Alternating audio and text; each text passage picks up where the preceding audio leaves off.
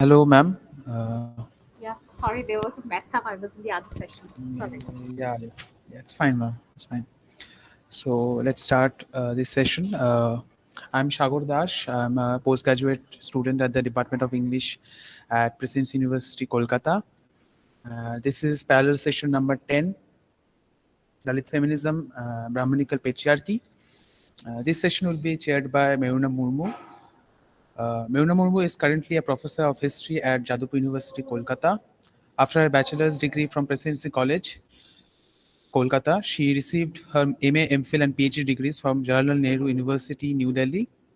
She has written a number of articles on gender studies in colonial India and the caste question in Bengal in journals and edited books. Her book, Words of Her Own, Women Authors in 19th Century Bengal, was published by Oxford University Press. Apart from anti-caste activisms, she engages in issues concerning the Adivasis, development-induced displacements, and ecological disasters. Over to you, ma'am.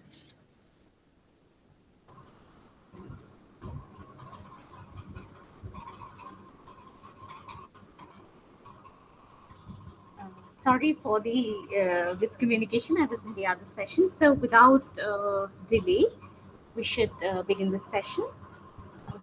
The first paper, we have two co writers of this paper. It's called Caste No Bar, The Irony of Matrimonial Advertisements. It's co authored by Ms. Anjori Mukherjee and Shambhobi Bagchi. Anjori Mukherjee is a student currently pursuing her BA Honours degree in Sociology from Presidency University, Kolkata. Her research interests lie mostly in gender, caste, and popular culture. However, she has previously presented a paper at the ICBE Global Conference at OP Jindal University called Shutki, the Beef of Bengal, which aims to throw light on the role of caste in shaping the culinary preferences of urban Kolkata. She plans to research further on the prevailing impact of caste in urban area.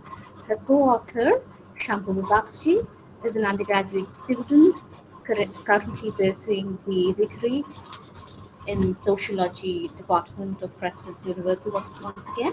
Her field of interest is also gender, religion, intersectionality, amongst other things. Currently, she is interning with the project Bala, which systematically transforms menstrual hygiene and raises awareness. Simultaneously, she volunteers at CRY.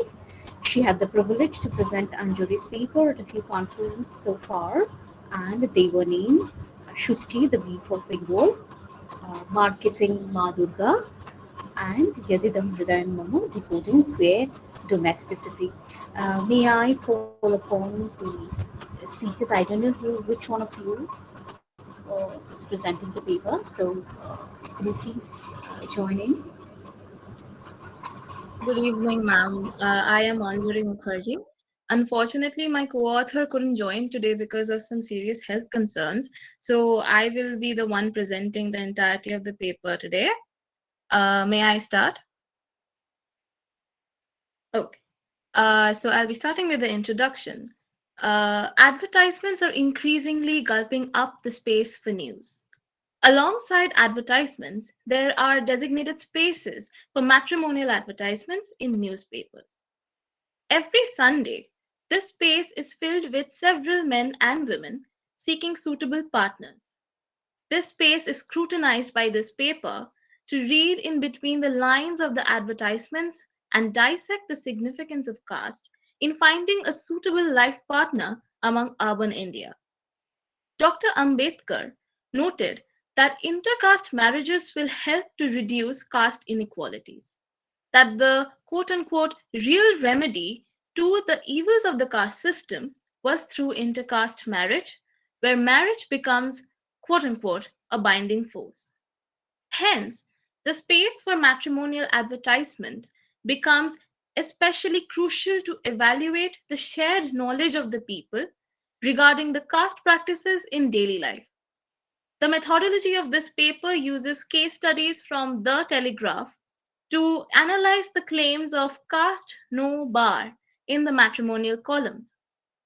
This paper aims to employ the theories of symbolic violence and structuration to understand the nuances of the caste system that still play a role in the choice of a potential life partner. The identified research gap is found in the lack of detailed speculation of the matrimonial advertisements to contrast the vision of Dr. Ambedkar and the current situation. I'll first speak about the theory of symbolic violence. Based on the French society, Bordeaux and Passerson give us the concept of symbolic violence. The symbolic violence is lodged in an individual's durable principles of judgment and practice, that is, the habitus. The assertion of this symbolic violence is through continuous reproduction of the asymmetric power relations in the societal structure. The quote unquote habitus of the cultural order is both the site and the mode of transmission of the quote unquote genetic capital in the biological order. The reproduction of this invisible deep structure, as mentioned by Bredow and Feinberg, feeds the visible quote unquote beliefs and attitudes of the people. This, in turn, informs both the social structure and the cultural capital. Bordeaux and Passerson note every power to exert symbolic violence, that is, every power which manages to impose meanings as legitimate by concealing the power relations which are the basis of its force, adds to its own specifically symbolic force to those power relations. Needless to say, the understanding of power and power reactions in these theories are reflections of Foucault's understanding of the abstraction of power. According to the theorists, the four major propositions of symbolic violence generate and reproduce the dominant cultures. The four propositions are pedagogic action, authority work, and the education system. Here, the contemporary Hindu Savarna understanding of the caste structure and the invisibilization of the caste practices in Bengal is imagined as the dominant culture, which is being reproduced. The pedagogical action, along with the educational system, work in unison to internalize the practices of the dominant cultures. There is a shared understanding of the norms and acceptance associated among the participants themselves. Hence, cultural privilege continues to dictate and alter the narratives of the people. Symbolic violence often leads people to unjustly blame themselves for their own suffering, whilst the role of society remains hidden.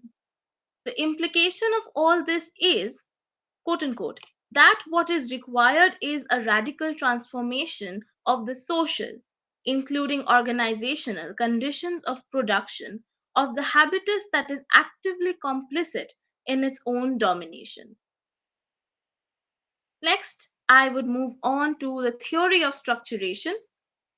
The paper resorts to sociologist Anthony Giddens for his capabilities to merge several schools of thought to outline a complicated, seldom understood theory of structuration. For the complex and intersectional problem of caste, gender, and class, the paper seeks the evaluation through an equally complex theory of structuration, which is a post structuralist approach. Giddens argues that just as an individual's autonomy is influenced by structure, structures are maintained and adapted through the exercise of agency. As per the structuration approach, it is the human agency that leads to the creation of a social structure with the help of invented social norms, culture, and the pressure that one feels for social acceptance. This can be highly related to the reason why the caste system still exists as a structure in India. The individuals present in it have been subject to different quote unquote rules and resources. The social interaction reproduced by the structure of casteism is hence resulting in the exhibition of structural qualities that further affect the actions of the individuals in the structure, and consequently the status of the structure itself. The organized way in which the caste system is being maintained in India is an attribute of the organizational capacities of the individuals for attaining a particular set of goals. The hereditary nature of caste makes an individual willing to, as per Anthony Giddens, making it even unconsciously a result of rights and obligation that ties the individuals to the structure too. The theory of structuration is interactionist in nature and has been described as a quote unquote stratified model, thereby making it considerably convenient to place in the framework of the epistemology and ethnomethodology on the prevailing caste structure in urban West Bengal. The group members' unconscious knowledgeability helps keep the structure of caste intact. We will now closely analyze some of the advertisements we have found on weekly matrimonial columns of newspapers and try to understand the underlying presence of caste prejudice in urban Indian society. I'll read out the advertisement for the first case study. It reads as affluent Brahmin, Kulin Brahmin family, 34, height 5 feet, MHRM from England, working in a reputed organization in Delhi, searching for a suitable groom, age up to 40 years, well educated established family, preferable location Delhi NCR Kolkata. Brackets, only Bengali Brahmin profile required. The first case study is from an quote unquote affluent Kulin Brahmin woman who is aged 34 years as of 29th of May 2022. This matrimonial advertisement was published in The Telegraph on the said date. The quote unquote deep structure of asymmetric resources and the dominant culture is both realized and advertised here. The advertisement is thickly laden with caste implications. No effort is made to veil the casteist needs. The reproduction of the structure is visible and apparent. Advertisements such as these go on to reaffirm the various rules and resources that they have been subject to and determine the nature of the structure that they are currently in. As per the rules of the structure they were previously a part of, prioritizing caste identity plays a crucial role in generating any kind of social interaction with individuals. This leads them to consider caste identity as an indispensable factor while engaging in the social structure of matrimony with somebody else.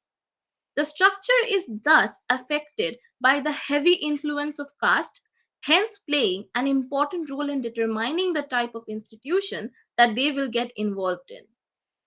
The prejudice that they are unconsciously holding against individuals of a different caste seems to be the unintended consequence here. I'll go on to the second case study and I'll read out the advertisement. West Bengal Brahmin from Chandan Nagar, M.Tech from NIT, aged 28, height 5 feet 6 inches, working in Bangalore MNC, good looking, at least 5 feet 8 inches government or non-government high post groom required within age 33 years. Caste no bar. This next excerpt is taken from The Telegraph newspaper published on the 22nd of May 2022. While the Brahmin woman hailing from West Bengal has specified that caste is not a bar for her groom, this paper must read within the lines. The very second word of the advertisement portrays her internalized caste identity. Like the former case study, it can be argued that the structure is enforced through the visible practice of reminding the interested candidates of their caste identity. The power or the authority of the dominant culture is portrayed and the social hierarchy is continued. This highlights the irony of the modern status of caste in India. The rules and resources that the person has grown up with project norms of such kind that they generally do not consider discriminating against others on the basis of caste. On the other hand, they are aware of the discrimination based on caste, which is usually prevalent in other kinds of structures.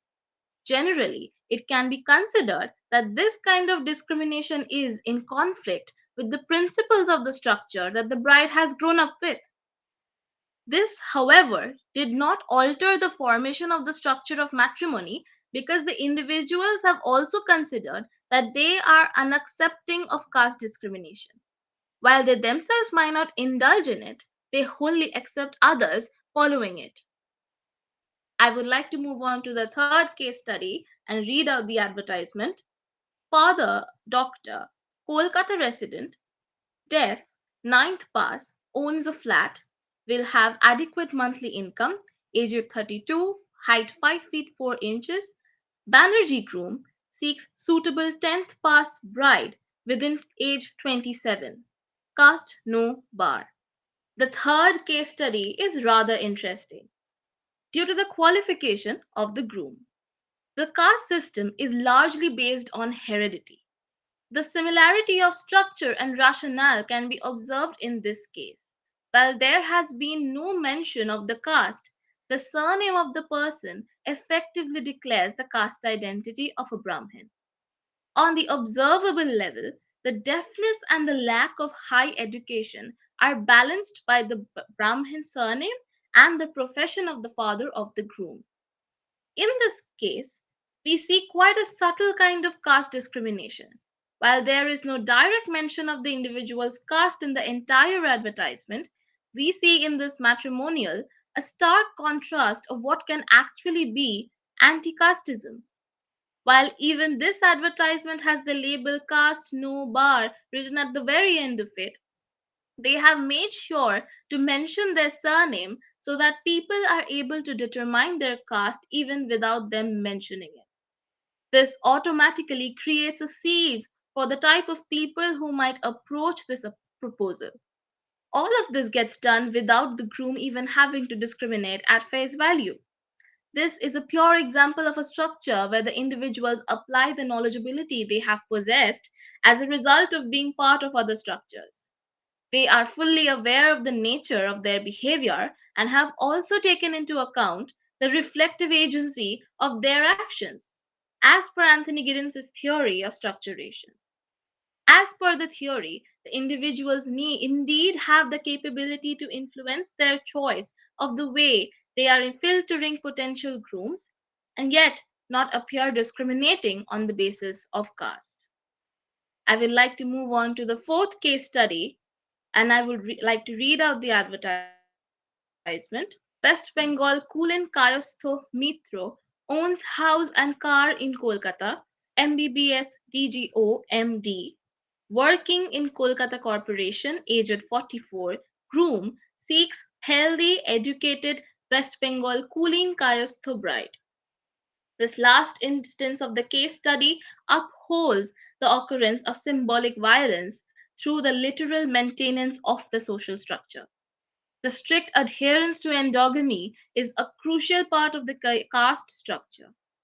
Further, the mention of the surname enhances the case. Additionally, the mention of house and car show the economic affluence rooted through the differential access to resources. Hence, the reproduction of the structure and the dominant culture continues through the proposition of power and authority. The practical knowledgeability of the structure of matrimony that both the groom and the potential bride will be creating is highlighted here. Upon detailed interrogation, the demands of the groom for their bride might get published in a detailed articulation.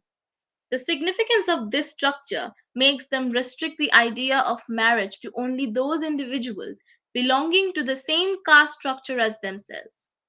The norms that they have followed in their previous structures have always exhibited an exclusion on the basis of caste, and thus the discursive knowledgeability projected here confirms that Giddens was right about the fact that the duality of structure is present in every structure, irrespective of the nature of the individuals who are a part of it. I would like to move on to my conclusion. To conclude, the hoax of caste no bar can be regarded as one of the external manifestations without any internal implications.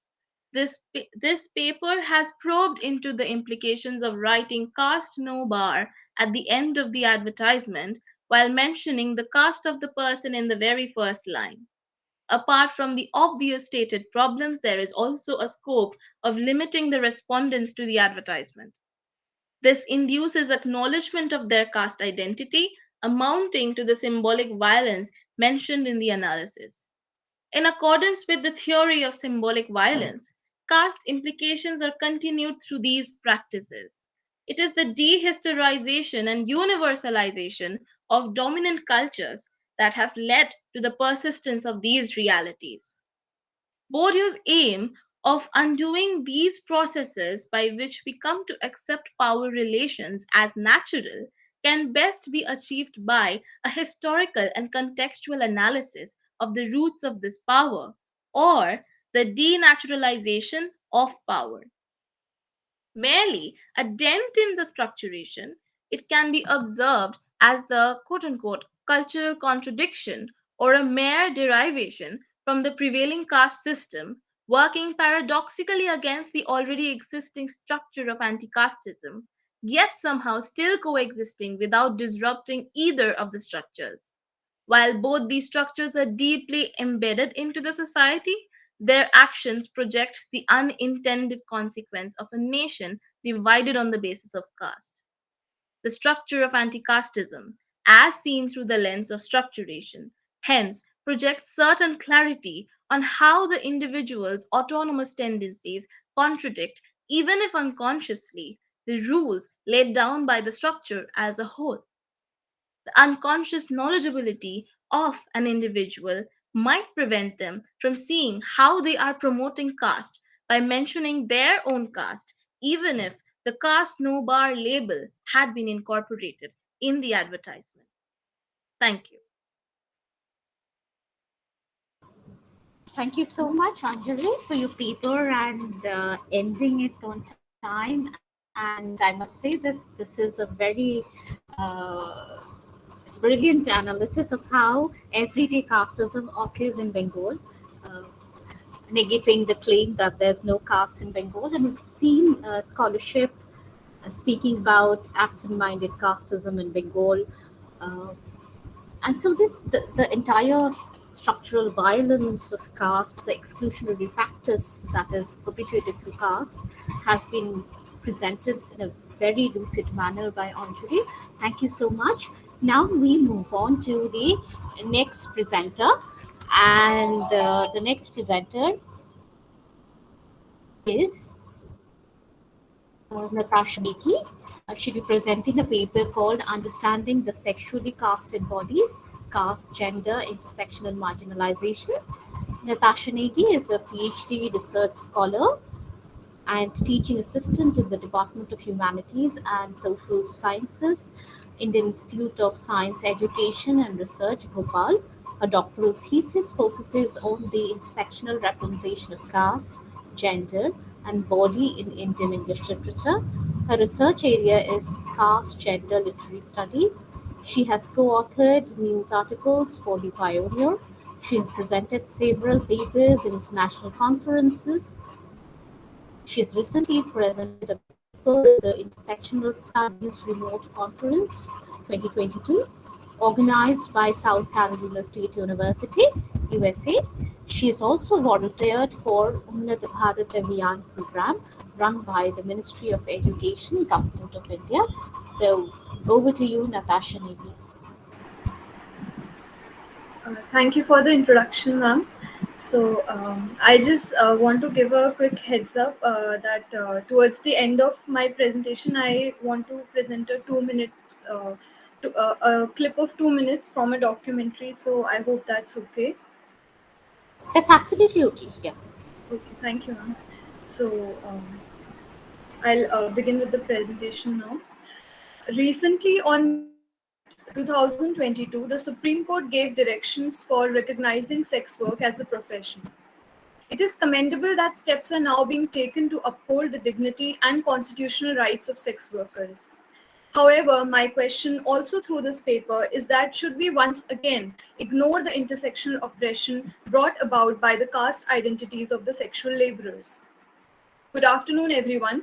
The title of my paper is Understanding the Sexually Casted Bodies, Caste-Gender, Intersectional Marginalization. My research aims to make an in-depth study of the dual marginalization of the Dalit body on the basis of caste and gender. In the research undertaken in the field, the analytical lens of desire has been used to unfold the progression of caste and gender hierarchies. My paper aims to highlight the need for an intersectional study of the concerns of desire and old age with respect to Dalit women. I particularly aim to understand and address the reasons for the sexually casted social identity forced upon Dalit women even in the 21st century. The paper will build on the literary analysis of the novel The Glory of Sri Sri Ganesh, written by Mahashweta Devi. The novel was published originally in Bengali in 1981 and later in its English translation in 2003. The novel discusses the ground reality of caste gender oppression in the 1950s to 60s post-independent rural India. The novel traces how the protagonist Lachma, who is a Dalit widow, becomes the object of desire for an upper caste landowner, Medini Narayan Singh, and is trapped in an unwanted sexual relationship with him as his kept woman. The text helps us to highlight how young Dalit women are oppressed as desired bodies by upper caste men. I want to focus on how the bodily oppression multiplies when Dalit women grow old and are left to survive as undesired outcast bodies. I aim to focus on the gerontological concerns regarding Dalit women. This paper will add to the research undertaken from the point of view of desire as a concern. My research will also propose a new direction of gerontology to understand the intersectional multiple marginalizations suffered by Dalit women. In the novel, Mahashweta Devi outlines the patriarchal social setup in Barha village. She depicts how patriarchy is deeply rooted in the upper caste households through various practices of gender differentiation, like the preference for a male child, denial of girl education, child marriage of girls, and domestic violence. Devi's work also points out what the feminist historian Uma Chakravarti conceptualizes as the practice of Brahmanical patriarchy in upper caste households in order to control the upper caste women's sexuality.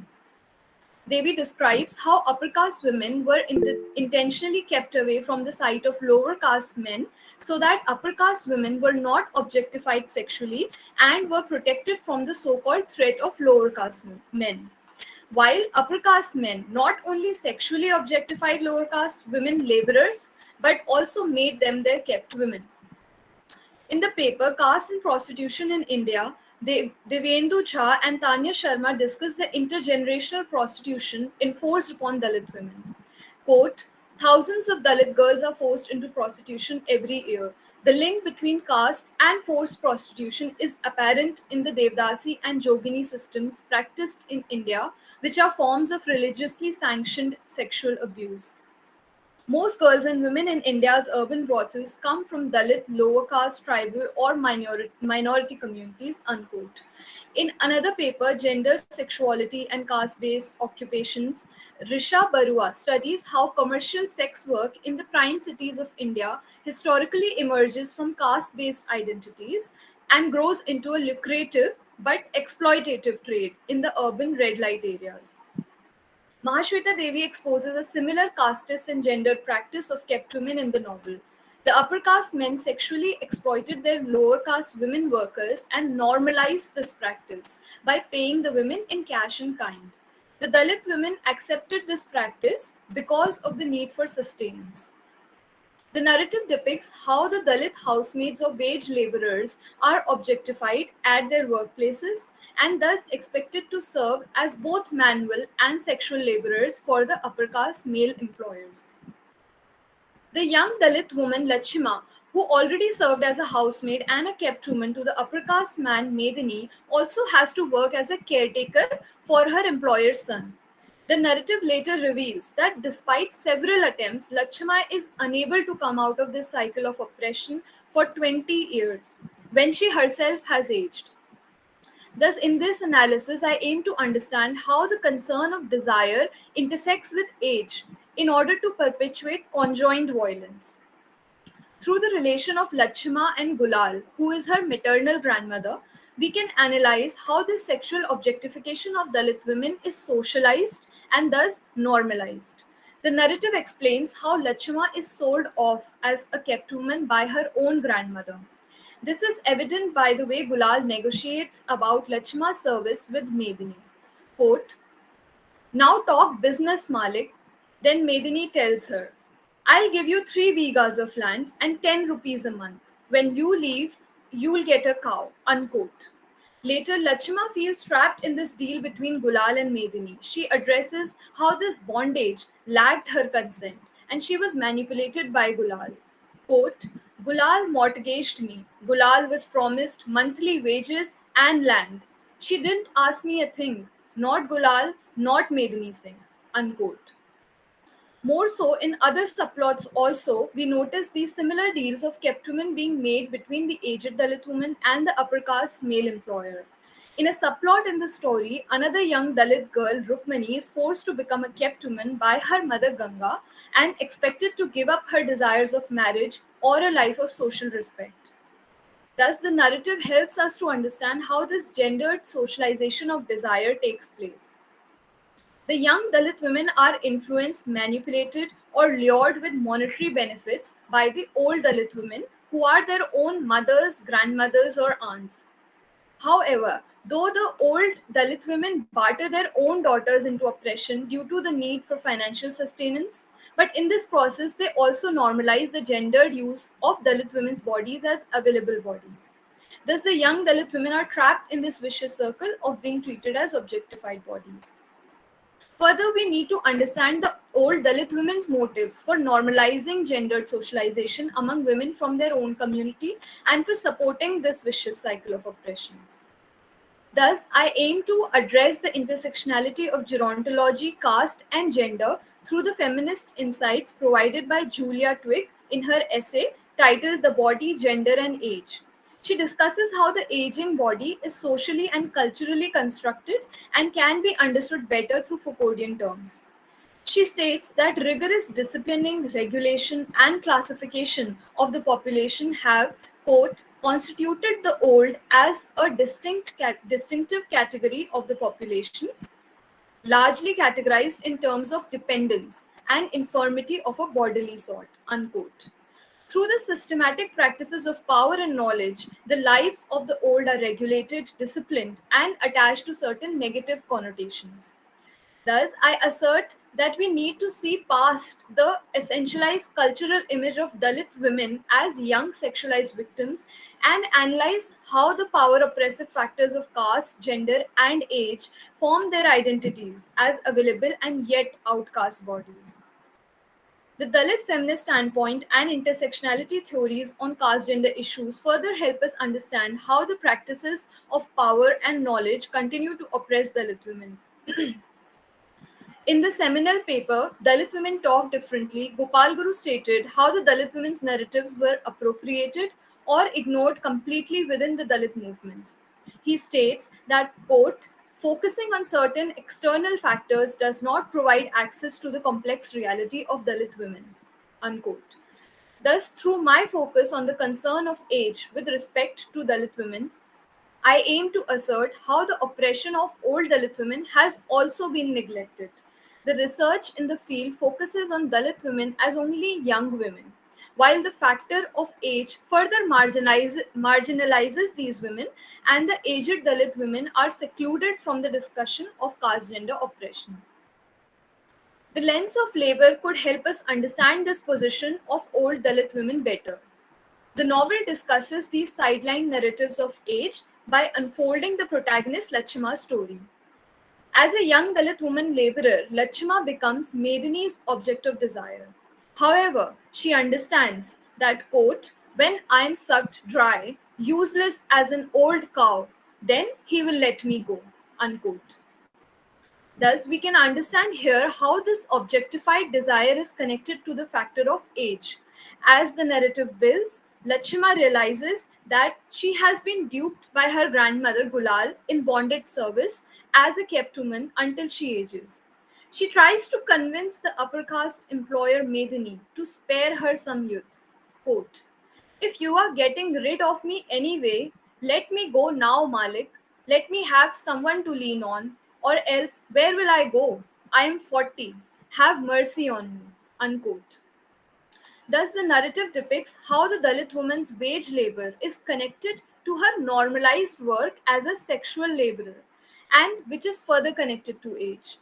Thus, aging or being old as Dalit women would mean no recourse to wage labor, since the value attached to their labor as that of sexually available bodies would be depleted with old age. Lakshma, through her own experience as an aging Dalit laborer, can see through her old grandmother's intentions of survival by keeping Lakshma in bondage. Even in Rukmani's case, we can observe that her old mother's fear for lack of financial security pushes Rukmani into the cycle of oppression. Ganga, who is Rukmani's mother, accepts her helplessness. Quote, "What will I live on? Once these people chase me out, where will I go?"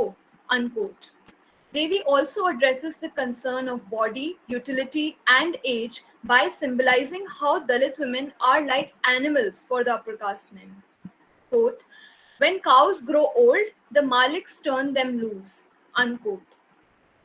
Through the repeated animal imagery and metaphors, Devi reiterates how Dalit women are made to live as less than humans, as they are denied any work, any chance at survival, once their sexual utility depletes with their old age.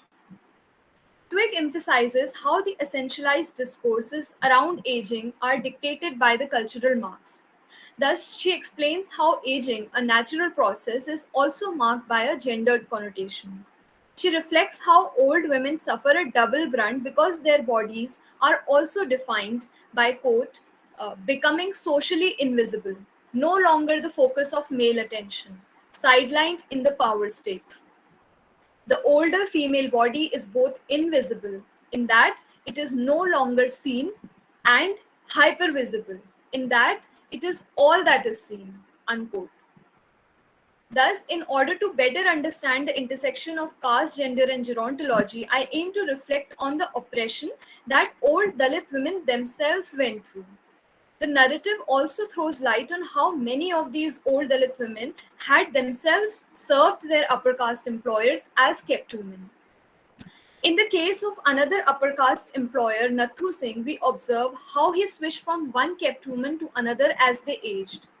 Nathu's wife comments that, quote, "At 60, he is finished with Dhamni, Ganga, and Lakpatiya. Now he needs a younger girl." Unquote. These old Dalit women, who themselves suffered as sexually objectified bodies, find no other measure of survival but to agree to send off their own daughters and granddaughters in the same business.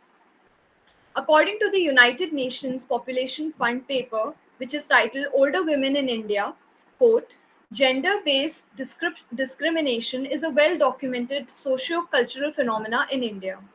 Starting from conception to education, healthcare, nutrition, early marriage, childbearing, household work, all responsibilities generally lock many young girls and women, particularly in rural areas, into vulnerability that continues through later years." Unquote. It suggests that income insecurity is a significant source of vulnerability among older women. Quote, "More than 4 out of 5 women have either no personal income at all or very little income." Unquote. Therefore, economic dependency among older women is high. The report also charts out the important relationship between economic well-being and marital status of older women. It states that the women are dependent on their husbands for financial support, and being deprived of one means turning to their children for support. Thus, I aim to reflect how old Dalit women, who also suffer the oppression of caste mark labor as kept women, feel further vulnerable as widows or unmarried and old kept women. Thus, they are left with no other option than to turn to their daughters and push them in the oppressive casteist and gendered labor for income and survival. Thus, Through this analysis, we can now better understand how young Dalit women are socialized to accept the casteist gendered norms and why old Dalit women support this vicious cycle of oppression. In the latter part of my paper, I also aim to discuss the concerns of health and struggle for agency in relation to Dalit women desire and age. You have 3 more minutes, Natasha. Yes, ma'am. So now I will present a short clip of 2 minutes from a documentary, Prostitutes of God, 2012, by a digital broadcasting company, Wise. It captures how, quote, some parents in India practice the Devdasi tradition, selling their daughters into a life of prostitution, unquote. The description of this clip states how they, quote, meet two older Devdasi women, a mother and daughter, who reflect back on their lives and ask the question, what kind of religion turns parents into pimps and their children into prostitutes, unquote. In relation to my paper, I want to highlight through this documentary how even in the 21st century in rural India, generations of women, Dalit women, are forced to take up the profession of prostitution based on caste, religious practices, or due to their sexually casted images as kept women and as available bodies. It helps to analyze how these old Dalit women prostitutes are bereft of any labor, forced to pimp daughters, and struggle to survive. After their only source of survival, the young Dalit woman in the house died due to AIDS. So I will share the screen quickly.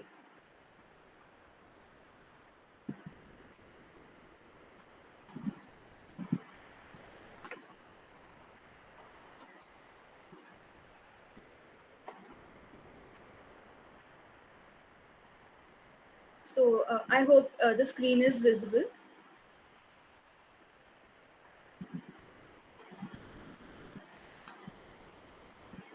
Ma'am, is the screen visible? It's okay. Okay. Ceremony that condones child prostitution. Our last stop before we headed home was in the small village of Sarol, where we'd arranged to meet 3 generations of Devadasi women, all from the same family. When we arrived, we were told that the daughter had recently died of HIV.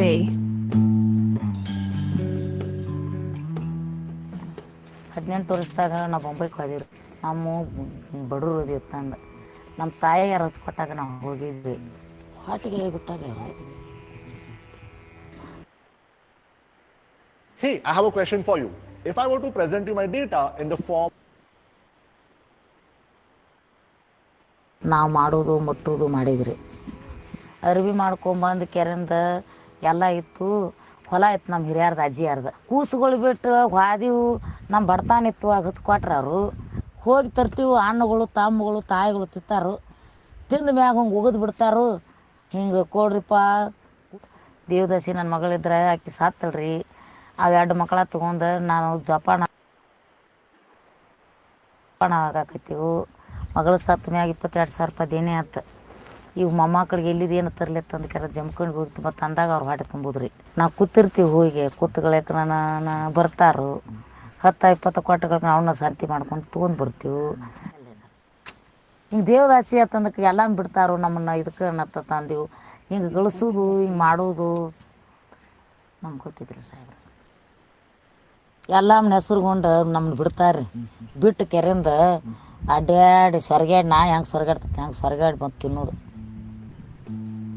ಫಲಸ್ಥಾನ ಮಾಡಿ ತಿನ್ನೋದು. ಆಕಿ ಹೆಸ್ರು ಬದಲಮ್ ಜೋಳಿಗೆ ಜೋಳ ಬಿಕ್ಕಿ ಬೇಡಾರು ಬಂದಿರ್ತಾರಲ್ರಿ, ಅವ್ರಿಗೆ ನಾವು ಏನು ಕೊಡ್ತಿದ್ದೀವಿ. ಈಗ ನಮಗೆ ಅದ ನಾವು ಕರೆದಕ್ಕೆ ಅಂತ ತೊಗೋತೀವ್ರಿ. ನಮ್ಮ ಜಾತಿ ಮಂದಿದು ಇತ್ತು ಹಣಿ ಬಾರಿದು.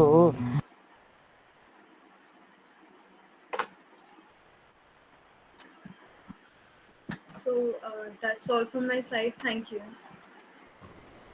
Thank you, Natasha. And what juxtaposition. The first one paper talking about marriage and the second one talking about sexual labor. And then we know that most of the prostitutes or sex workers, they come from this marginalized section, and we've seen how age or gerontology has an effect on it.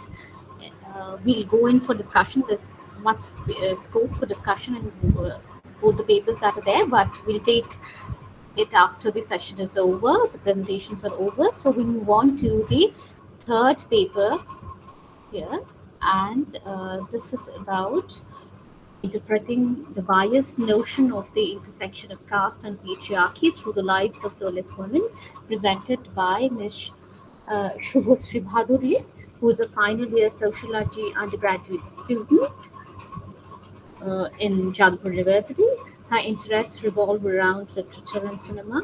She has a keen interest in exploring new ideas and subjects and wants to pursue her master's in development studies. In future, she wishes to work for the development of women, especially focusing on their literacy by making important changes in the policy and emphasizing on labor class, which includes domestic workers, agricultural laborers. So over to you, Shuvasree. Thank you so much, ma'am. Good evening, ma'am. Yes, Shuvasree. Okay. I will be interpreting the biased notion of gender and caste through Dalit women's lives. So, the foundation of modern society, as we know it, is alienation, and the construction of what constitutes normal or preferred behavior, depending on an individual's age, gender, class, caste, sexual orientation, and other factors. Um, as a result, we can say that prejudice is ingrained in our culture, and marginalized groups have always been subjected to it since the dawn of time. Like women as a marginalized group are victims of culture and economic subordination in various forms. Role expectations based on gender are part of a society's normative system. Patriarchy considers women as property, and male chauvinism has a strong impact on women's identity and existence. Through the eyes of males, we have witnessed what women go through, which is mostly based on upper caste women's lives and their experiences, or Dalit men's experiences. But until writers like Shantabai Kamble, Bebitai Kamble decided to write their own experience of subjugation, which completely differed from the experience of upper caste women. So, my paper is based on both primary and secondary data. I have chosen an autobiography of Dalit feminist writer, Bebitai Kamble, written by herself, and as the secondary data. And as primary data, I have selected two respondents, aged between 20 to 24. And my data was collected through a purposive non-probability method to gain a detailed knowledge of their experience. But I have only used important portion to respect their anonymity. And I have tried to use Dalit feminist standpoint theory and symbolic violence theory to interpret my data. So, numerous researches have already been conducted on these topics. A lot of academic scholars like Gopal Guru, Shamila Rege, Uma Chakravarti have attempted to discuss Dalit women's double discrimination. So, in this paper, I have attempted to interpret Dalit women's oppression that they faced on the intersection of caste and patriarchy. Um so, the resistance against the upper caste oppression can be traced to the time where bhakti movements, Sufi movements took place in India.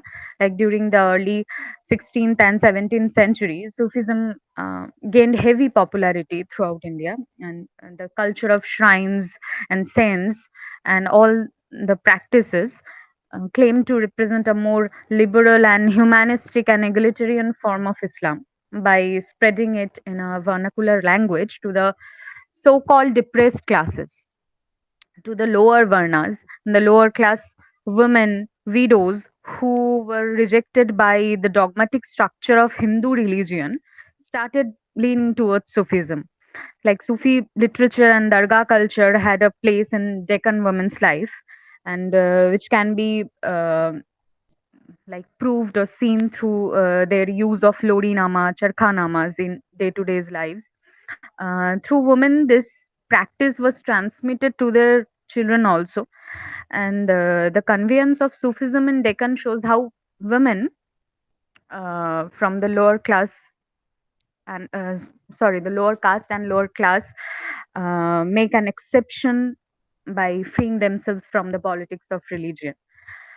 Um, Excavating Bevitai Kamle's autobiography helps creating a more holistic approach of interpreting Dalit women's lives. Like it hasn't limited its existence to simply an autobiography, but took a step forward to talk about experiences of all the Mahar women of different ages. She understood the importance of the documentation of quote unquote their experience, or it will be lost in the narratives of the others.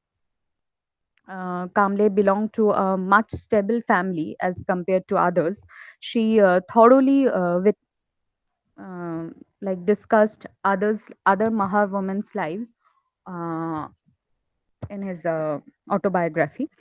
Dalit women's clothing standards were etched in stone in a number of ways. Like they were not permitted to wear a bordered sari since it was regarded as a privilege reserved for ladies of the upper caste.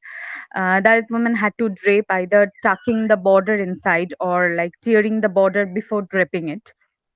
They were not permitted to stand by the roadside with the higher caste in their slippers. If a Mahar woman sees an upper caste man, she has to bow and utter these words: "The humble Mahar woman fall at your feet, master." Like everyone seizes the opportunity to control the Mahar ladies. Like they were not summoned by their names to prevent personal contact. Their earnings were thrown to them despite undertaking hard work such as lugging firewood, grazing cattle, and cleaning cow burns from morning to evening, working in the field, and so on. They were often paid simply the scraps. Now, other than the subjugation inflicted by the upper caste, men and aged women from their own community also brutally abused them. In-laws, especially mother-in-laws, in almost every household in Mahar would poison their son's mind. Like every day, the Maharwara would reverberate with the cries of helpless women in various homes. Husbands would flog their wives as though they were monsters until the sticks broke from the exertion. Um, these women's skulls would crack open, their backbones would be crushed, and some of them would pass out. However, they had no one to look after them. They had little food, no adequate clothing to cover their bodies, and their hair would remain knotted and uncombed due to a lack of oil. Women had the most difficult lives, as uh, Kamle wrote. Dalit households are notorious for abusing their daughter-in-laws. Controlling women is not uncommon in Dalit households. Like masculinity is linked to the patriarchal authority. Um, there was a very popular phase in Maharwara, like keep her under your control or you will be embarrassed in public. In Dalit families, those were the most popular phases. Like Dalit women were the obvious targets for Dalit families to vent their frustrations on. Anyone can do anything with the daughter-in-law, including the father-in-law, brother-in-law, mother-in-law, and spouse. Tortured girls have no place on the runway. Few females would run from the in-laws' house to the natal house only to be humiliated and beaten up by their father and brother, and then brought back to the in-laws' house. So in Dalit community, there is no right to divorce an abusive husband. So in the formation of caste, according to Ambedkar, the Brahmins bound themselves first of all and created a caste for themselves. The rest of the society imitated them, and so other castes came into being. It is possible that the concept of female chastity in the tying of the marriage bond and the practice of child marriage came to the untouchables from the upper castes through imitations of this kind. So in Dalit households, child marriage was very common, but reason behind this was different.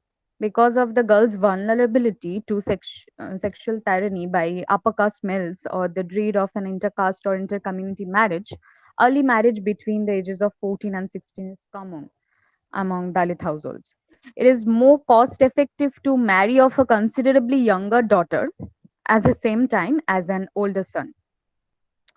Standpoint theory, a feminist theoretical perspective that argues that knowledge stems from social position. The perspective denies that traditional science is objective and suggests that research and theory have ignored and marginalized women and feminist ways of thinking. The theory emerged from the Marxist argument that people from an oppressed class have special access to knowledge that is not available to those from a privileged class. In the 1970s, feminist writers, inspired by that Marxist insight, began to examine how inequalities between men and women influence knowledge production. Their work is related to epistemology and the branch of philosophy that examines the nature and origins of knowledge and stresses that knowledge is always socially situated in societies stratified by gender and other categories such as race and class. One's social position shape what one can know.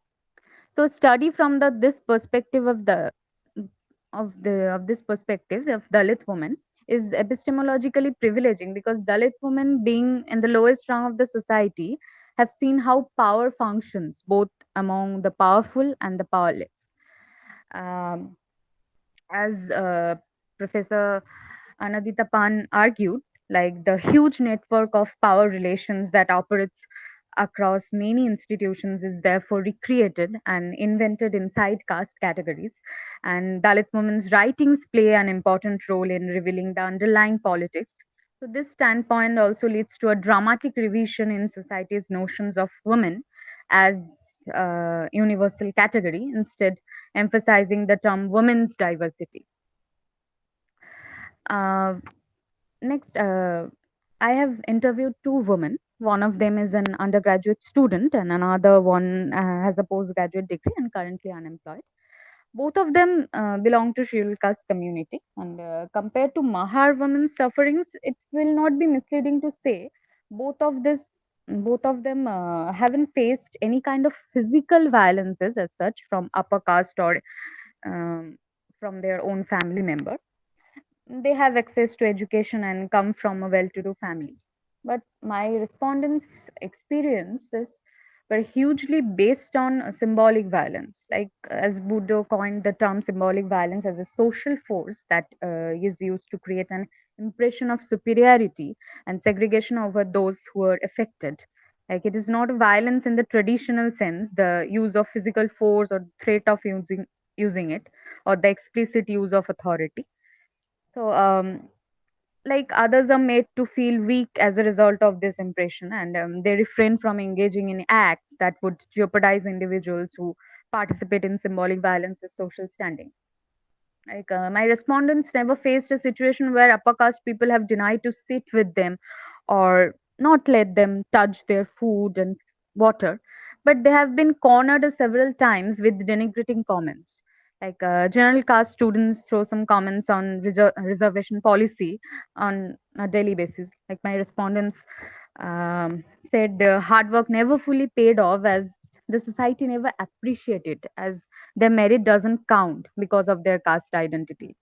Normal conversations often consist of targeting their identity and passing, they used to pass remarks like, I'm so jealous of you. You don't have to make efforts to create a good academic career or a job, as everything will be served in front of you. Uh, from It's very shameful to say that renowned academic scholars to professors to school teachers never also misses a chance to discriminate against these communities in the classroom.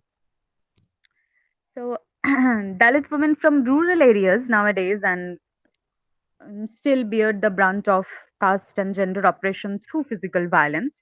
Like it is a measure of power assertion and reinforcing caste hierarchy and dynamics in the Indian society. Young Dalit girls in schools are subjected to caste and gender based violence, like rape and sexual violence against Dalit women is often accompanied with other forms of violence such as gang rape, murder, assault, kidnapping, mass attack, false case, witch hunting, abatement to suicide, etc. The violence is committed against Dalit women by the upper caste men to retaliate the old enmity or over the unsolved disputes between the families related to land or ongoing or pending criminal cases in the court or police, etc. When the Dalit woman files a criminal complaint against the perpetrators, instances are there where she faces subsequent violence. Many times it turns into a mass attack or social and economic boycott of the whole family or community to teach them a lesson that they can't go against the caste norms.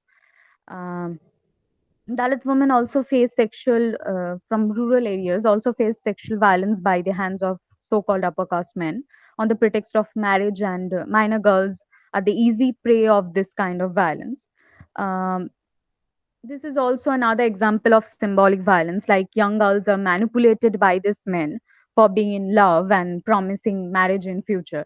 Like they are influenced to leave their families and escape from their houses.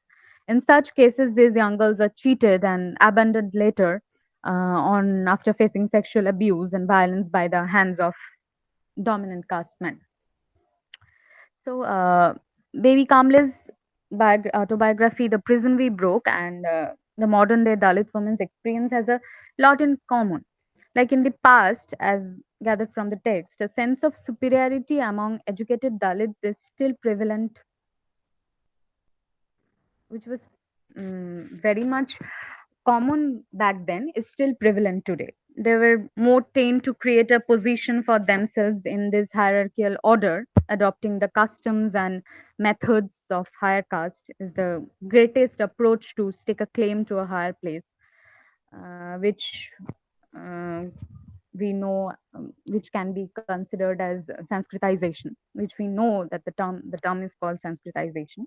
And low caste were forbidden from emulating high caste practices and rites because these customs and rites were considered indicators of their status as a high caste. Now, the Sanskritization of lower caste practices occurred as a result of economic advancement and political influence and the desire to advance in the hierarchy.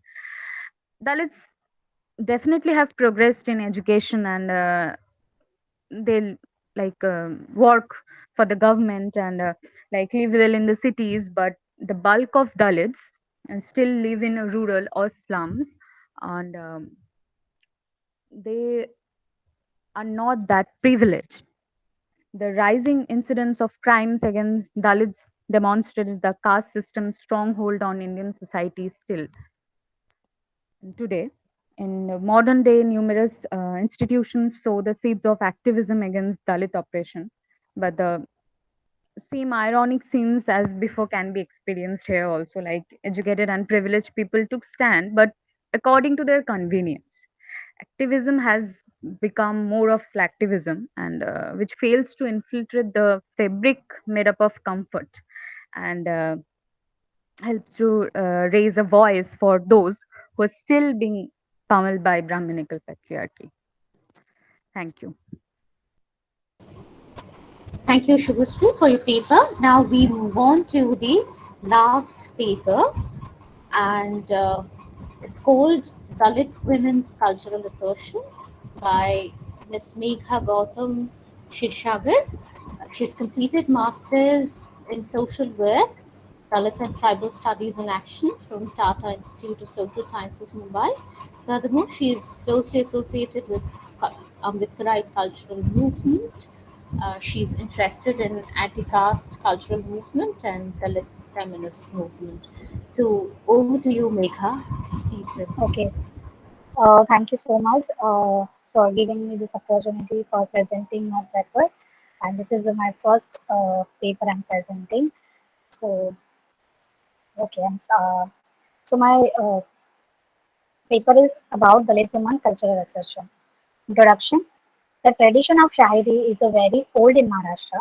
Shahiri song, Tamasha, Abhang and Bharur are all folk art of Maharashtra. Even in a Sant tradition, anti-Brahmanical thoughts spread by using Kirtan, Abhang, Bharur, Gondal, Ovi, Dohe all this traditional folk form. Shahiri is the original folk art derived from the oral custom of subcontinental history. It is a notable form of Marathi literature. Shahiri sing, Shahir sing the Shahiri and they are called ballad in English. Shahiri as a folk art is a combination form of several types of performing arts. The art style like drama, dancing, singing and incorporating the Shahiri as well as the heroic journey is also immersed with the various forms of emotion like warmth, love, hate, rebellion. Traditionally, music instruments like dove, kalgi, dangri, and tunto have been associated with this act. It is also a caste-based occupation. Povada and Shahiri performed by only Dalit community. Mahatma Phule, founder of the Satyashodak Samaj in 1873, he wrote Povada on Shivaji Maharaj, and this Povada got a compressive form. Through this, he attacked Brahmins with the idea and at the same time changed the people of the society because he know that along with the social enlightenment, cultural change is also important. He used art as a weapon. Satyashodak Jalsa was started in about 1873. Later, the tradition of Satyashodak Jalsa was carried forward by the Shahid who inspired by the Baba Sahib movement. In include Shahid carried forward by Shahidi who were uh, he inculcated Shahidi in the minds of people. Even the Samyukta Maharashtra movement started gaining momentum in Maharashtra. Shahid Anubhav Sathe, he wrote Chakkad like Maji Maina Maji Maina. After that, Namandada Kardo convey Baba Sahib thought through from house to house through his writing. Inspired by this, through Shahid Vilas Gogre got angry about the Dalit atrocity in post 1970 war reached out every household by writing Tirtoi Marathwada. This tragedy is not end here. Shahid Vilas Gogre committed suicide by protesting against the Nagar massacre on July 11, 1997. In the same period, Shahid Shantanu embraces the system of not attacking Dalit and attacking them as a response to this criminal atrocity. The cultural struggle carried forward by the Kabir Kalam through his poetry. In it, you will see Shahid Sagar Gorkhe, Sheetal Sate, Sachin Mai, Deepak Denge, and many more Shahid in the forensic fight. Bhagwan Thakur, in his research on Ambedkar Jalsa, has studied the chain of Dalit Shahid. It mainly deals with the Ambedkar Shahid. But as important as the work done in history, all of us cultural struggle was done by the famous in this Samyukta Maharashtra movement. Some women also have done their part, like Shahid Ushatai, Shahid Keshar Japtak, Shahid Anushaya Sinde, Shahid Indrayani Patil, Kusumtai Gaikwad. Those women also did very important work. After that, there were many women who tried to express Baba Sahib thought to their shairi, to their songs and poetry, but that history has never come up. From this study, the researcher has to bring the notice of the people, the thoughts of the women and their struggles, and their work which has not yet reached to the people. At the same time, her contribution in the same movement in Ambedkarite cultural battle. It's important to see Dalit women's contribution and significant to anti-caste cultural movement. This research paper, the researcher currently talking about the Shahir who is doing the work in the present time to carry forward this Shahiri. There is a this paper data is a secondary data which is already available on internet. Some articles and uh, uh, news interviews which is taken for us data. Okay. Dalit women cultural assertion through Shayari. In this paper, the researcher mainly talk about the contemporary movements, those Dalit women who are very active in the caste movement. So there are few movements like Sheetal Sate, Rupali Zadav, Suvarna Save, etc. First, a respondent, Sheetal Sate. In one interview, Sheetal Sate for a Marathi TV channel, she talked about her whole life. She said there was a tradition of music in her home. Her mother and grandparents would sing devotional songs, and that helped to cultivate a cultural understanding in Sheetal. We did not have a tradition of education in my home, but my mother felt strongly that her children should study and make name for themselves. So she involved me in the school. In one program, she introduced the Kabir Kalam's group and joined the group. I always had Baba Sahib thought, but with me, I always have a Babasaheb thought with me, but I was acquainted with Marxist thoughts as well. She wrote plenty of songs. A selected version from the song I Maitara Rangodia, written by Sheetal Sate and translated by the author. The bones are made the same. The bones are but one. Just like the water, just like the flower, just like the wind, the body is natural is the same. And how come these differences? How come this division by caste? How come this division? How come humans are valued differently by this yardage of caste? It goes, my dear friend, so it goes my in the villages, so it goes my friend from the harsh land, so it goes to remote places. Listen to the my friend, listen to the story of humans. In this song, Shishita shared that all the humans are made the same, and that this is why this is a division of caste. We all are human, but we do not get the same right. Who made these differences? She talked about how caste operates in a real life. In the same song, she talked about they killed our Shambhu, took our heaven words. They made Iklavya cut off his thumb. On our sore heart, they stuck to wound after wound. Some died for water, another branches in the temple, murderous weapons of past, the meted ground of gold. Listen, my dear friend, to the story of Kherlanji, which is also story of Ramabai, comrade of all Dalits. Here she talk about how this country, people dying for the water. She talk about how Eklavya murder and how Kherlanchi massacre and Amakai massacre happened, and Dalit women are brutally raped and killed in our society. After Rohit Tarmala institution mother, she wrote song called Rohit Gela. In her song, she talked about how the caste system does not let enter the Dalit in educational institute. Rohit died means democracy died. She also focused on his song how important to get education for Dalit, and she highlighted Baba Sahib Patel quote, educate, agitate, organize. In her interview, she furthermore talked about she got married such a Mai in this intercaste marriage without family support. She revolted in her family against her. So her struggle is not only with the society, but she fight with her family members. Her fight does not end here. After the Kailanchi, the group toured entirely Maharashtra to asking question to the government. The government in turn prosecution them, accused them for being a Maoist and threw them in a jail. When Sheetal was pregnant, she got bail on humanitarian grounds. Those days were very extremely difficult. I received bail, but my partner Sachin Mai was still in jail.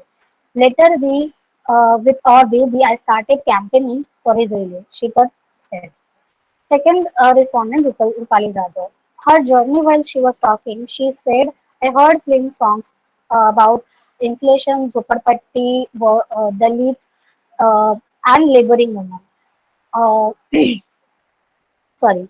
Uh, in her journey, while she talking about, I heard film song, but I never heard songs about the Zupperpatti, Dalit, laboring women.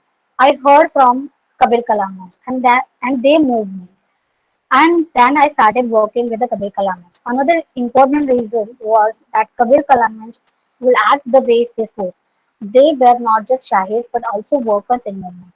She expressed her thoughts on patriarchy within the group and how it operates. She said that there are few women in the group, and so it's so difficult to talk about the patriarchy with our activists or while singing their song. As a Dalit woman, she had struggled to assert her thoughts inside the group as well as outside the society. Being a Shair, how difficult to deal with the daily problems. While talking about this, she said, every single day I have to fight state institution, and that fight is financial, physical, psychological.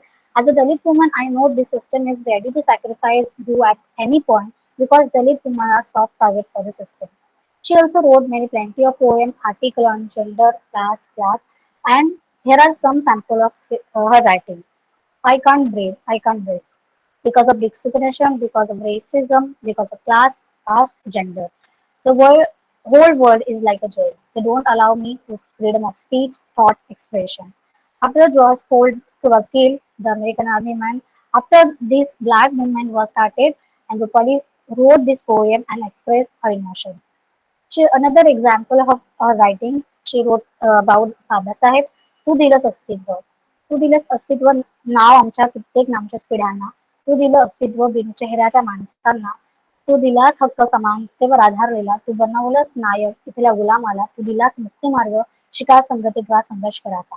In this, she talked about Baba Sahib gave us the identity and equality. He gave us a way of getting liberation, the ways get educate, agitate, and organize. Third respondent, Suvarna Salve, while sharing her experience through an interview, uh, digital platform, Dalit Camera, she said, because I'm a Dalit, Baba Sahib is a part of our lives. Mira Kamwai, a Dalit woman, this atrocity incident that changed her mind. In the same, she introduced with the Republican Panther group and she loved the way they sing. And she joined the group. After that, she was very active. The first campaign she worked on was Nitin Age. Nitin Age case. Nitin Age was murdered by the upper caste people because they suspect that he was in love with upper caste girl. Because of this suspicious, they cruelly murdered him. After that, she was a part of plenty of anti-caste women campaigning. Likewise, Satyabhama Suryavanshi, atrocity, Rohit Vemula institutional murder, who art is stood with the people struggle. Be in the injustice against Dalit community. Suvarna said.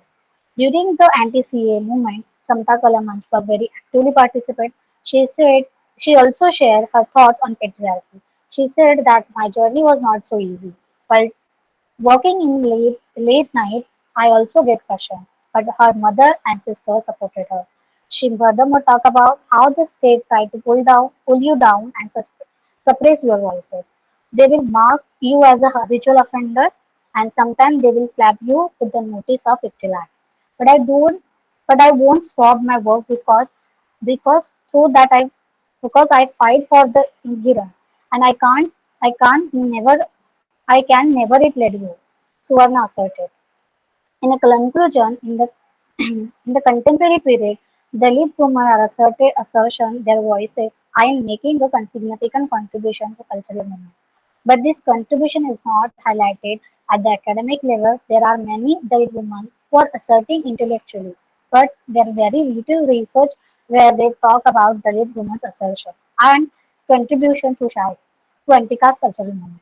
This paper highlights some major points like being a Dalit woman, they oppress more than Dalit men. Furthermore, it also critically look at the Dalit patriarchy, which is oppressed Dalit women voices. An article by Gopal Guru, Dalit cultural movement, dialectics of Dalit politics in Maharashtra, argue the same patriarchy within the Dalit community for suppressing Dalit women voices in the cultural movement, especially in Shayari. So it's essential to theorize those voices academically and intellectually. This paper first effort to highlight Dalit women cultural assertion. Thank you. Thank you so much for your paper. And we know that in Maharashtra, cultural movement is very important in order to assert Dalit identity. And do you perform as well? Megha, do you perform as? Yes, ma'am. Okay, so I think we've got something around the 20 minutes, 20, 25 minutes. Can we hear you? Do you sing or is it some other form of performance? Yeah, I also sing, but mostly I am engaging through writings and the backstage work. Okay, okay. It's very inspiring to hear about Shikha Satya. I've heard the fortune of hearing her sing. Okay, thank you for your paper. Now there are a number of questions that have come up. So we'll go one by one. We'll go to the uh, comment section, and we have a number of questions for Anjori Mukherjee. And the first question says that your presentation made me ponder about the interactions between the various elements that can be found in these advertisements that you spoke of. Could you briefly mention your thoughts about the intersectionalism between normative beauty, normative neoliberal view of success, and caste vis-a-vis the trophy wife and trophy husband archetype? The second one is a question by Ritvika Roy Chaudhary, which says that the paper talks only about advertisements by Kulin Brahmins, Kshatriyas, etc. But did not, we don't have Kshatriyas here in Bengal. Anyway, Kayasthos did not mention any of the advertisements that are published by any of the marginalized castes. Is there a particular reason for this? Do the people who are marginalized on the basis of castes not mention or hint at the caste hierarchy in matrimonial advertisements? Let me see if there's any other for Anjori. Otherwise, we'll first take questions for Anjori and then we'll move on to the other papers.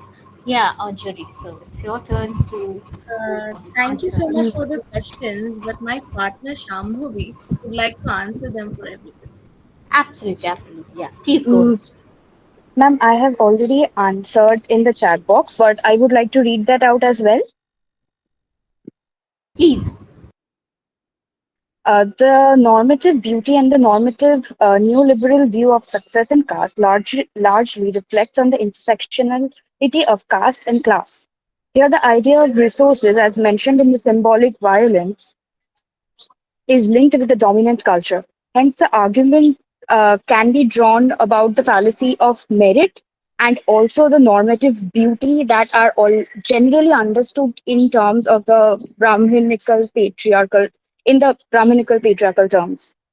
For the second question, the lack of mention of the marginalized caste in the advertisements are evident.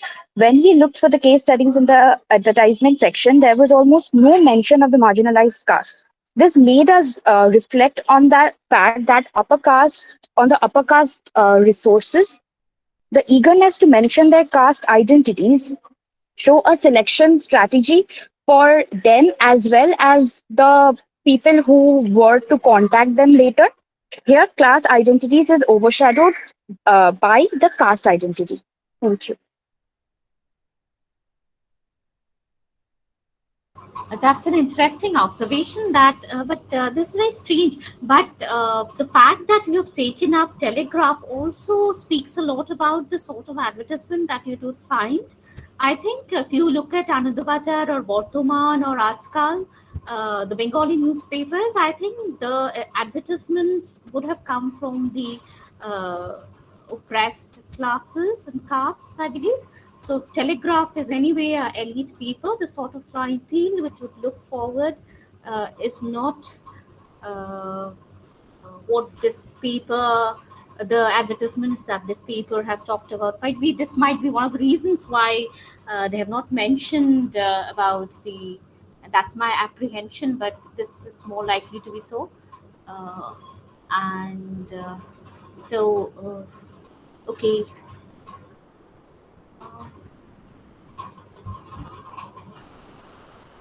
Hopefully, so you've answered, I think. Marriage is a very dicey trope, I believe, because that's the most potent way in which you get to see caste, because it's mostly a symbolic violence. Structural violence that happens is mostly through caste and sort of exogamy that is practiced, the exclusion that you can get to see barely in bare form is through marriage, the institution of marriage. So thank you for taking it up. And the fact that people who are forward caste or dominant caste, they talk about castelessness without being conscious how casteist they are in their formulations. Yesterday we were seeing some of the newspaper articles and how one of the writers used the word bodjati, not realizing that bodjat, churi chamari, the word, some of the uses of terminology that we use and we're not aware about the etymology, the way it's normalized. So is caste through marriage, the way it has been normalized. Now, is there any other question for Anjori? No. The next one is for Natasha. It's asks whether the point that Ms. Negi made about intersectionality and put in terms power and knowledge is unclear. Could you please elaborate more? In the context of the paper that you shared, Natasha, could you please explain the term? Thank you. Thank you for the question, Priyanka. So, so the question is that how I have connected Foucault's concepts with intersectionality, specifically desire and age, which I have discussed before. So, firstly, I would like to address that how the caste system itself is, how it is a system of knowledge that is controlled by certain people of power, how it is formed like that, and it is maintained by certain people of power. Then when we come particularly to the Dalit case of Dalit women, caste and gender, then here I am trying to focus that how even the concept of what I have titled as sexually casted bodies, how this form of knowledge is also maintained by the upper caste people, especially the upper caste men. And so I would like to explain it through the concept of docile bodies, which Foucault uses. That how these women's bodies as available bodies are in a way docile bodies, such that they benefit the people in power. And they also as I have discussed through the paper, that how it is normalized, that how they are kind of taking it through the generations. So these women's bodies are turned into docile bodies for the profit of the upper caste men who are in power. Then I have also explained through the paper through the paper by Julia Twig, now whose work is based on gerontology and culture, that how it derives from cultural marks. So similarly, in my paper I have discussed that so as she discusses that how old women are sidelined and their bodies are culturally constructed, and so that they get the old women's bodies have negative connotations, such that they are socially invisible. They are no longer focus of male attention. They are invisible and also hyper visible, that only the old in their bodies is seen. And I have connected this concept of how she uses the Foucauldian concept of disciplining or regulating the old bodies to the Dalit women's case in intersection with age and desire. And so that's how, yeah, basically I want to explain that how power creates knowledge systems, and in this case how the young Dalit women are termed as desired or available bodies, while the old Dalit women are created as undesired or outcast bodies. So that's the broad explanation that I wanted to give. And the fact that though you're untouchable, you remain desirable to a certain extent, to certain Exactly. Yeah. when you're old, you're no longer the animal imagery that was brought in. And interestingly, I was one could relate it to an autobiography, the first autobiography that was written in Bengali, Rashundari Devi's Amar Jibon, where she compared herself to once again a cow, blinket cow. So that sort of a thing. We get it across Narratives. yeah, across ages, and that's the 19th century, and across territorial boundary as well. Okay, thank you. And I think is there any other question for anybody else? Not really. So